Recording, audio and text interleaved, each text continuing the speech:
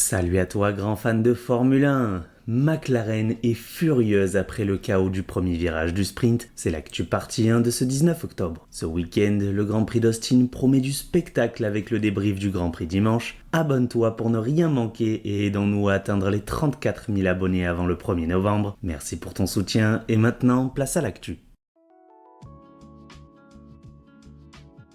Pour la première actu l'équipe, au terme d'un sprint aussi bref que frustrant pour McLaren sur le circuit des Amériques, Andrea Stella n'a pas caché sa frustration. L'Italien a vécu un départ expéditif qui a transformé une opportunité en casse-tête. Ce genre de scénario peut te couper les jambes en quelques secondes, surtout quand tu sais que la voiture peut jouer gros. Le directeur d'équipe a vu ses deux monoplaces contraintes à l'abandon dès le premier virage, après un accrochage collectif qui a ruiné tout espoir de points. Dans un T1 en aveugle, large et tentant, le moindre optimisme au freinage se paye cash. Cette fois, le prix, c'était les deux McLaren MCL 39 immobilisés et un garage avec une après-midi en reconstruction. S'il regrettait le manque de prudence de certains pilotes expérimentés dans les phases d'ouverture, Stella ne voulait pas s'attarder sur la colère. Pour lui, la priorité passait par la réparation des voitures en vue des qualifications, avec l'idée de rebondir et de capitaliser sur la compétitivité montrée par la MCL 39 pour le Grand Prix de dimanche. L'idée d'un reset immédiat est important. Remettre les bases, valider la géométrie, fiabiliser et repartir propre en vue de la suite du week-end. Stella explique que l'équipe était déçue de ne pas avoir pu réellement courir et préciser que la frustration était bien réelle. Dans un sprint, on vient chercher des points et des informations pour le dimanche. Et là, McLaren repartait sans donner de course et avec une feuille blanche à re-remplir en express. Il ajoute que l'incident au premier virage avait mis les deux voitures hors course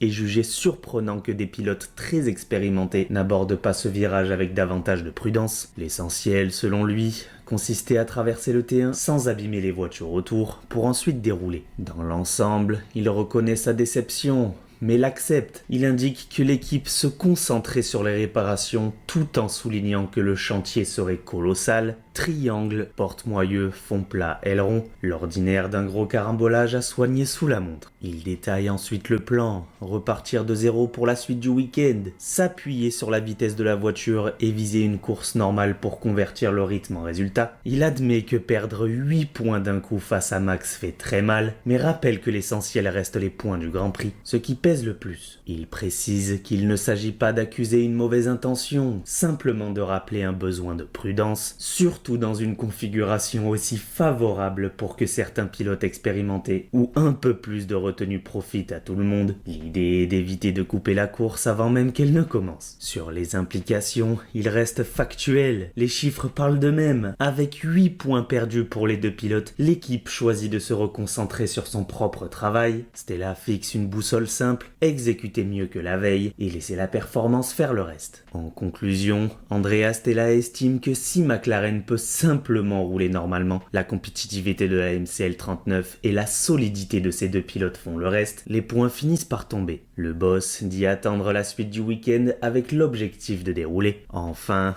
autrement dit, un scénario sans accroc. Côté pilote, Oscar Piastri se retrouve impliqué avec Lando Norris au départ du sprint et les deux McLaren doivent abandonner. Tel est le résultat. L'image est brutale mais limpide. Deux voitures orange hors jeu avant même de se mettre en rythme et un plan de course qui s'évapore. Le pilote australien n'est toutefois pas jugé fautif. Nico Hülkenberg percute l'arrière de la MCL 39 numéro 80, ce qui catapulte Piastri sur deux roues et l'envoie dans l'autre McLaren. Le déroulé explique l'absurde. Poussé comme un billard, le jeune Australien ricoche au pire endroit et au pire moment. Conséquence immédiate, les deux pilotes de Woking scorent 0 points au championnat, pendant qu'un certain Max Verstappen empoche le maximum avec 8 unités. Dans un sprint, ce différentiel pèse vite sur la dynamique du week-end.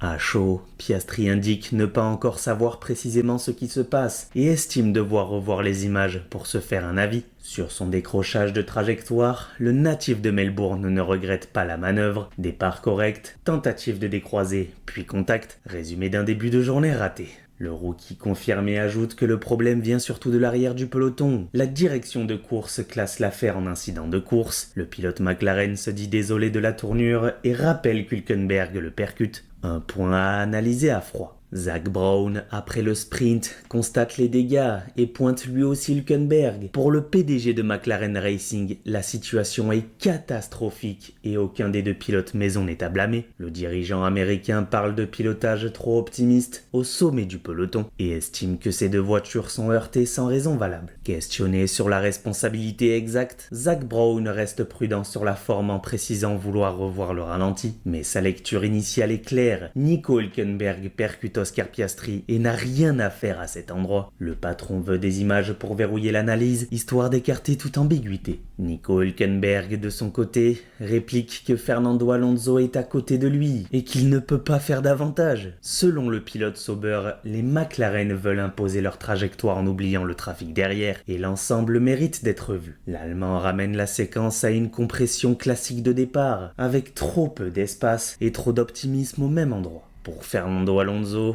la manœuvre s'explique par une attaque à l'intérieur alors que les autres reviennent sur lui. L'Espagnol n'a plus de marge au volant et voit l'incident comme un fait de course. Le double champion du monde constate amer que lorsqu'il part 15e, il ne se passe rien. Mais dès qu'il veut viser de gros points, il se retrouve éliminé, fil rouge de sa saison. Lando Norris, enfin, se montre aussi frustré que philosophe. Le Britannique a l'impression de faire ce qu'il faut en négociant le T1 en deuxième position derrière Verstappen et de se faire sortir par une vague venue de l'arrière. En 2 temps 3 mouvements, le bon envol se mue en immobilisation forcée, avec ce léger angle de roue arrière qui dit tout. Les deux représentants de Woking abandonnent donc pendant que Max Verstappen prend le maximum possible au championnat. Lando Norris sait ce que cela implique, au-delà d'un pointage brut. C'est la dynamique d'un week-end qu'il faut reconstruire dans l'urgence. Dans son analyse, le numéro 4 considère qu'il n'a rien à faire de plus. Le Britannique voit l'épisode comme un cumul de malchance et de décisions mal inspirées derrière. Un cocktail impossible à éviter quand tu es pris en sandwich au sommet du virage. Le leader McLaren en piste promet de revoir les ralentis, mais pense déjà que la conclusion reste la même. Touché sans erreur, pénalisé par un manque d'attention dans le trafic et double abandon McLaren en conséquence directe du chaos du départ. Au final, McLaren sort de ce sprint avec des dégâts matériels, des points s'envolent et l'obligation de réagir vite. La suite du programme passe par une qualif propre, un départ plus serein et l'espoir très concret que la MCL 39 retrouve l'espace pour exprimer son rythme sans être fauchée au premier virage.